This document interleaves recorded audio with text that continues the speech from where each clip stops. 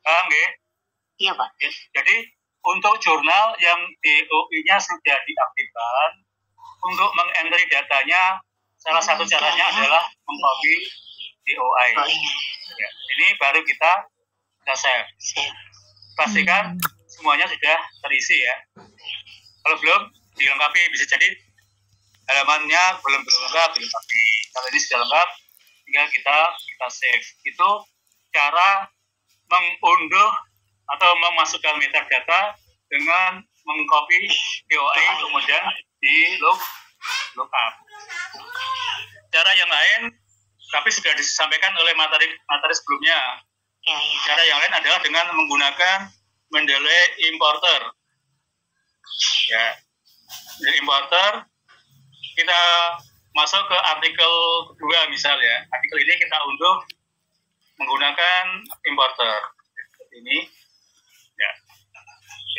Kita akan mengunduh artikel dengan judul seperti ini. Mendeleynya belum aktif ya, sebentar.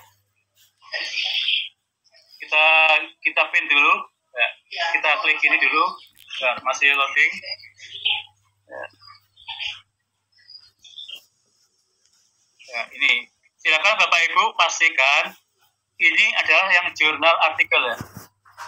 Kadang ada yang di sini kan ada yang beberapa versi ini. Ada yang web artikel. Ya, ini pastikan diklik yang Bapak Ibu bidik aja. Ini diklik otomatis akan masuk ke kita masukkan di mana misal kita dimasukkan ke folder siapa, misal kita masukkan ke misal kita masukkan ke folder kita masukkan ke folder ini misal folder ini ya misal ya. Nah kita add, otomatis ini akan datanya masuk ke library kita. Cara menggunakan Mendeley web importer. Kemarin sudah disampaikan oleh siapa ya kemarin materi kedua katanya oleh Mas Rofik ya. Seperti itu Bu ya. Ada yang lain? Terima kasih Pak. Iya. Ada yang lain? Baik, terima kasih Pak Helmi. Masih ada pertanyaan Bapak Ibu? Jadi intinya adalah di DOI-nya ya Pak Helmi ya. Kita tinggal copy paste DOI-nya, maka secara otomatis semua metadatanya akan ikut gitu. Ya. Terima kasih banyak. Sama-sama Ibu. Masih ada pertanyaan Bapak Ibu? Oh ada nih Pak. Cuman mungkin sepertinya ini agak sedikit keluar ya. Bagaimana cara mengaktifkan DOI dari pertanyaan dari Pak Siswanto? Ini ranahnya bukan Mendeley lagi. Ini nanti bisa kalau mengaktifkan DOI itu dipastikan Bapak Ibu sudah berlangganan DOI. Kemudian mengetahui user dan passwordnya yang diberikan oleh pihak Crossref atau agensinya. Tapi kalau saya sampaikan di sini nggak enak, nanti di luar pembahasan gimana? Nggak apa-apa Pak, kan tidak ada yang bertanya Mendeley, ini sekilas aja bisa disampaikan. Maksudnya kan kebetulan di jurnal yang saya kelola DOI-nya sudah aktif, jadi kami nggak mungkin mengaktifkan, mungkin ada yang karena itu kan terkait dapur redaksi ya, kan harus login. Kalau dibolehkan punya Pak Siswanto itu diinfokan username-nya apa, kemudian jurnalnya apa, kita contohkan, misal gimana? Pak Siswanto ada? Pak Siswantonya tidak ada. Tidak ya? Nanti biar saya aja itu. Ya. Okay. Terima kasih Pak, karena ini secara kebetulan kami baru mau mengurus DOI, jadi kami mendirikan jurnal baru. Oh gitu. Berarti bisa mengaktifkan nanti setelah jenengan dikasih user passwordnya sama dikasih prefeknya Pak. Oh gitu. Oke. Ini Pak Siswanto dari mana ini? Maksudnya dari Solo? Ya, Unisri kan? Solo. Kan sudah sering ketemu saya ya. Nanti kan bisa lewat forum jurnal aja. Oh iya. Oke. Jadi kira-kira kalau lewat RJI bisa ya Pak? Lewat RJI silakan Bapak Ibu buka relawan jurnal.id, buka layanan DOI, nanti silakan berlangganan. Lebih murah daripada Bapak Ibu langganan langsung ke Crossref. Kalau di Crossref kena iuran tahunan $2,237, setara dengan berapa ya, sekitar 3 juta lebih ya, hampir 4 juta.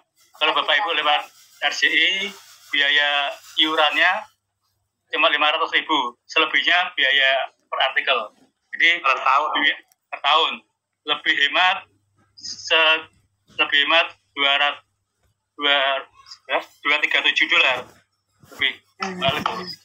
Banyak tuh Pak, 237 itu kalau dibelikan kerupuk dapat Kerupuk 1 truk. bisa. Ya siap Pak, lewat RCI nanti. Oke. Baik, terima kasih Pak Helmi sudah sharing dan Pak Siswanta. Semoga nanti bisa berhubungan langsung dengan Pak Helmi terkait ini. Atau mungkin bisa langsung ke mana? Langsung ke adminnya RCI. Nanti kita kontaknya. Ya, baik. Karena sudah ada lagi nih Pak masing-masing. Helmi. Ada Ibu Siti Fatona. Ibu Siti Fatona, silahkan Ibu. Terima kasih Bu Ana. Assalamualaikum warahmatullahi wabarakatuh. Ya, terima kasih Pak Helmi. Mohon maaf baru bergabung, tapi menarik, saya ingin bertanya Bapak. Ini kebetulan saya sudah pernah punya ID Scopus Bapak waktu sebelum studi begitu, dengan alamat email dari instansi saya, instansi kampus saya. Kemudian ketika saya studi itu kan punya Scopus lagi Bapak, tetapi emailnya itu email instansi studi saya gitu Bapak. Nah itu apakah ID Scopus saya itu dengan ketika saya cek di Scopus mencari Scopusnya itu agak susah gitu Bapak, karena saya berarti punya 2 alamat email gitu ya Bapak dengan ID yang sama. Nah itu bagaimana cara ininya Bapak? Jadi ID Scopus saya itu yang email yang instansi saya atau yang tempat studi saya, dan bagaimana kalian mengaktifkan untuk kembali ke instansi saya? Gitu Bapak, terima kasih. Assalamualaikum. Oke. Sebelumnya saya minta maaf karena saya bukan dosen, jadi saya tidak pernah menulis di Scopus. Jadi dari informasi yang kami terima, ketika ada double afiliasi, silakan Bapak Ibu login ke akunnya, nanti dibuat kayaknya semacam merger user itu loh. Nanti bisa dikonsultasikan ke teman yang sudah pernah. Saya terus terang, saya nggak punya akun, belum punya ID Scopus. Kan saya bukan dosen, jadi saya nggak berkepentingan itu, tapi saya sering ngurusi jurnal itu aja. Jadi nanti itu bisa ditanyakan sama yang sudah pernah. Itu ada cara untuk verifikasi nama. Nanti ada, silakan Bapak Ibu login ke akunnya, nanti bisa istilahnya gimana ya, pembaruan data Bu. Ada kemarin pimpinan kami di kampus kan juga punya dua data yang berbeda, itu bisa disinkronkan Bu. Gitu. Begitu. Oke, jadi ada proses. Yang sudah tahu gitu ya Bapak. Oke, silakan Bapak Ibu login, kemudian maksudnya silakan, kan ada fitur sinkronisasi data atau apa, mungkin kan ketika Bapak Ibu kayak punya medsos kan bisa, atau punya email double kan bisa saling dikonekkan itu Bu. Caranya katanya seperti itu Bu. Terima kasih Bapak. Baik, terima kasih Pak Helmi dan Ibu Siti Fatona. Ini ada yang mau berbagi terkait dengan permasalahan yang dihadapi, mungkin sama atau bagaimana, atau beliau ada solusi. Ini dari Bu Endah Khairiyah. Bu Endah. Ya, Mbak, sedikit aja berbagi. Kebetulan saya pernah menguruskan salah satu dosen punya akun ID Scopus itu sampai 4. Nah, itu mau di merger hanya dengan di merger saja.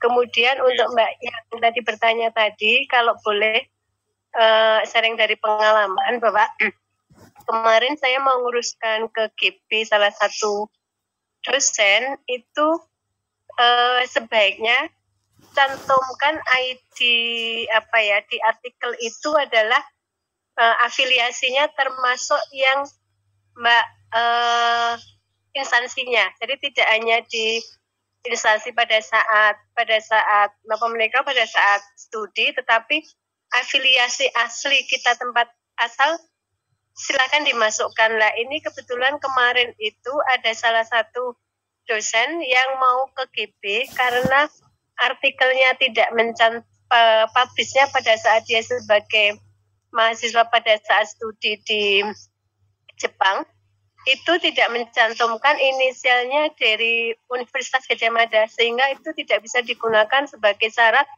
untuk ke GB, padahal banyak sekali publish di Scopus Q1 maupun Q2 sehingga menjadi tertahan. Itu saja Mbak, terima kasih Mas Helmi. Baik, terima kasih Ibu Endah Khairiah. Iya ya, Ibu Siti Patona bisa dihubungin Scopusnya langsung sebenarnya Ibu. Ada nomor kontaknya di sana ya, kontak langsung di email. Saya pernah melakukan itu dan bisa kok mereka merger Bu. Jadi semua by system kok Mbak, nggak harus sana. Jadi semua by system di Scopus itu. Nanti tinggal kita sendiri ternyata tinggal tunggu 2 hari. Iya. Sami-sami. Ya, ini ada pertanyaan dari yang dilakukan oleh pimpinan kami seperti itu. Ada tahapan baca user ini. Iya, betul. Mungkin ada yang lain? Ada pertanyaan dari yang lain mungkin Ibu. Ada Bapak Ade Wirli Putra. Iya, terima kasih Bu. Izin bertanya Pak Helmi. Maaf, kameranya off cam. Ya. Ini Pak terkait dengan Mendeley tadi, kita kan mencitasi beberapa artikel misalnya. Namun kita mencari atau men-searching artikelnya itu dari Mendeley langsung. Nah, namun ketika kita buka artikelnya nggak bisa. Gimana itu caranya secara otomatis bisa referensinya itu terekam atau terekod oleh Mendeley secara langsung, Pak? Mendeley langsung, maksudnya kita ngambil dari jurnal. Searching, misalnya kita men-searching jurnal langsung dari Mendeley, Pak. Di itu yang di kotak yang paling ujung, yang paling atas itu, Pak. Kan nanti keluar itu artikelnya. Namun secara filenya ketika kita buka dia tidak bisa. Itu bagaimana supaya bisa terinput langsung itu, Pak?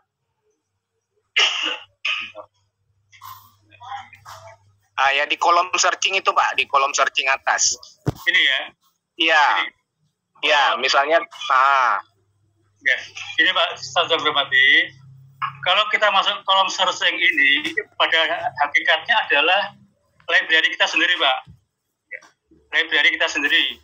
Jadi bukan library orang lain, maka bisa jadi Bapak Ibu library yang dulu di entry itu belum lengkap atau ada salah data, maka ketika disitasi data yang muncul tidak akurat, maka data yang bersangkutan harus dibenahi dulu. Misal kita psikologi pendidikan ya, contoh ya, ini kan saya mau lihat ke sini, ya misal ini, bisa jadi ini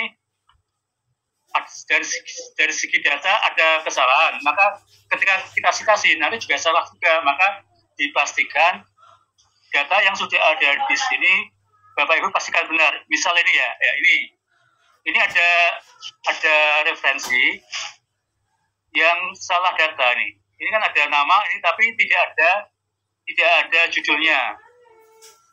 Bisa dilihat? Iya, Pak. Maka ketika Bapak Ibu citasi nanti akan salah. Misal ya, ini kita citasi emonnya ya. Nah, emonnya yang no title. Misal kita praktekkan di Word kita, ya misal praktekkan di Word tadi, misal kita mencitasi emon, misal kita insert citasi emon yang tadi yang no title misal.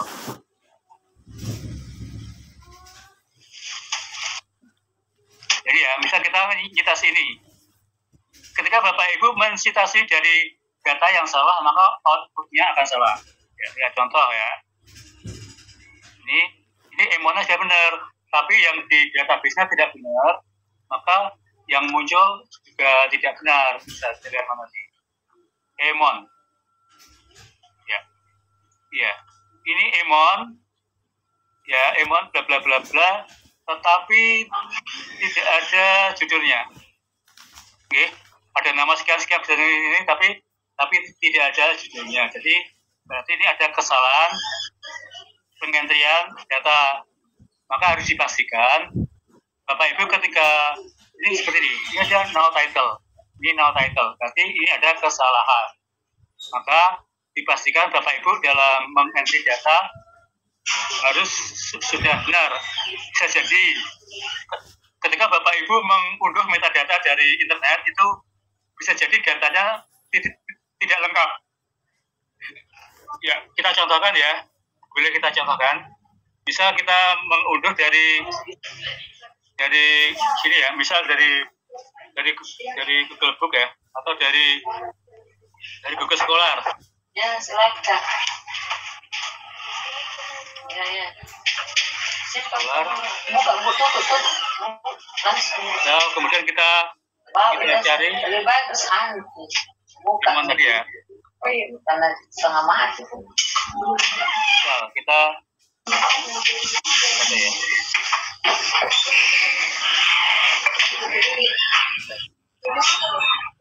Oh, apa nih? Oh iya. Untuk data yang biasanya tidak lengkap, biasanya ada di Google Book. Kita ulang lagi ya, bisa Google Book ya. Banyak. Nah,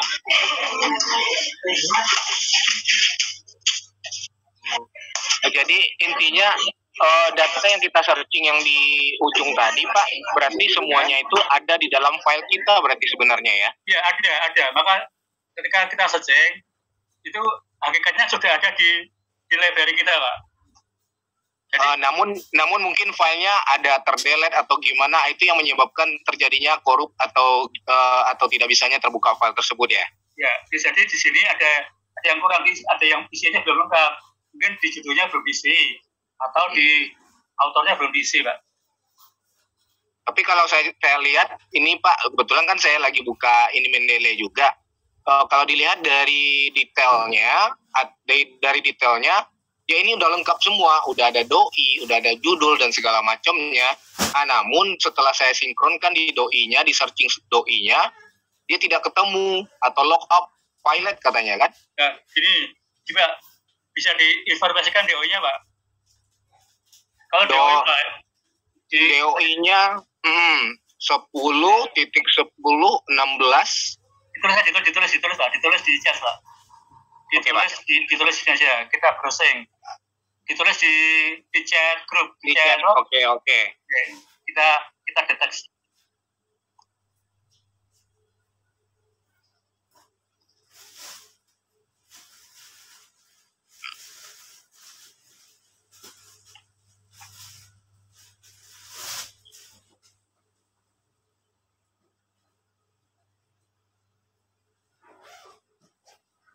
Baik, jadi sebenarnya ini terletak di metadatanya ya Pak Helmi ya?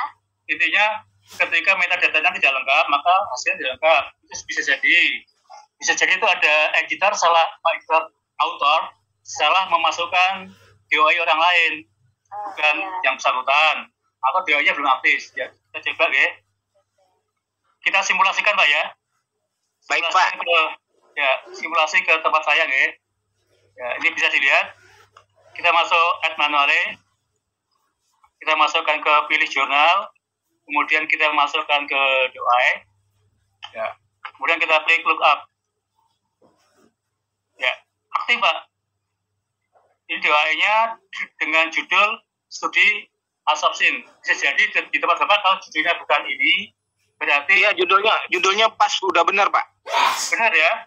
Iya, studi on absorpsi of CR6. Ya. Sekarang kita praktekkan. Ini nama saya kan biarin nggak lupa, kita copy ya. Kita save dulu Pak ya. Kita save ya. Ya Pak. Save. Kita simulasikan di artikel. Ya, misalkan paragraf ini kita ngambil dari beliau tadi ya. Kita insert citasi. Kita pastekan salah satu kupasan ketiga judul ini ya, study, ya, klik, kemudian oke. Ini Lane et al. Ya, ada ya, kemudian kita cek di belakang, apakah ada, ini ada Pak, Lane et al. Ini. Ya, ini muncul. Ada, lengkap ini Pak. Lengkap. Lengkap ya Berarti Pak ya. salahnya Tapi di mana? salahnya di apanya? Apa? Oh, di Mendeley-nya ketika kita buka filenya itu nggak mau kebuka gitu.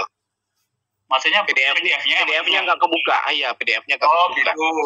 Jadi gini Pak, maksudnya tidak semua metadata yang kita peroleh PDF-nya bisa diunduh karena sumbernya dari sana memang akses tertutup. Oh Kalau gitu ya, akses yang tertutup, cross access ya. ya kan tertutup kan harus bayar dulu. Maka Bapak Ibu tidak bisa mengunduh PDF-nya. Oh, oke. Ini bukan salah dan tidak salah. Jadi ketika Bapak Ibu tidak punya mesin, nggak bisa mengunduh PDF-nya ketika diperlukan untuk previous research, maksudnya untuk penelitian pendahulu kan bisa diambil dari abstraknya. Jadi ketika tidak diperlukan PDF-nya bisa ngambil dari temuannya apa, kemudian metodologinya gitu.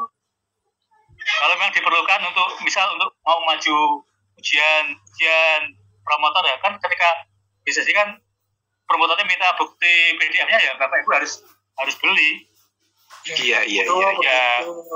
Jadi kalau memang sekedar untuk artikel jurnal yang dimana editor tidak mensyaratkan bukti printnya ya cukup dari metadatanya seperti ini. Jadi memang metadata itu nggak bisa dibuka ya Pak? Ya, bisa. Metadatanya bisa dibuka. Jadi juga tadi ya. Maksudnya artikelnya dari metadata itu nggak bisa ya? PDF-nya, karena memang ini artikel ini PDF-nya tidak tersedia secara free. Kalau tersedia secara free, misalnya Ini langsung terbuka berarti nanti kalau seandainya dia free cross access. Kalau free, open access otomatis akan terunduh di sini di file ini Bu. Ya di tempat saya pun saya lihat di Mendeley saya yang ada tanda PDF itu bisa dibuka. Ya, karena ini nggak ada.